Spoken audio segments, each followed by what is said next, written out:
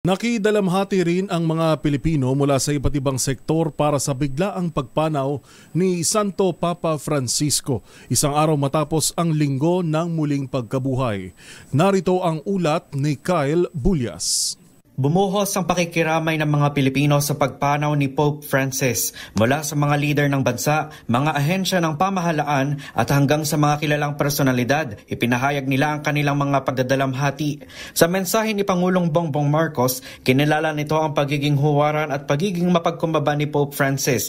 Sa panig naman ni Vice President Sara Duterte, ipinanawagan nito sa mga Pilipino na ipagpatuloy ang mga naging misyon ni Pope Francis. May we find strength and continue to live with the aspirations left by His Holiness as a man with a mission to bring the gospel to the faithful, especially the poor, the sick, and the dying.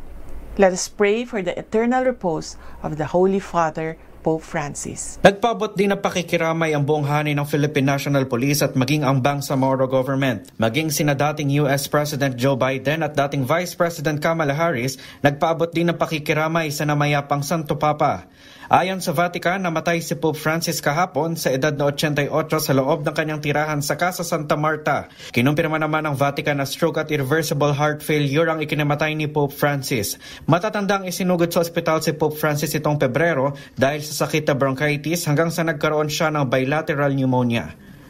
Para sa MBC TV Network News, ito si Kyle Bulyas ng DZRH. Una sa Pilipinas, una sa Pilipino.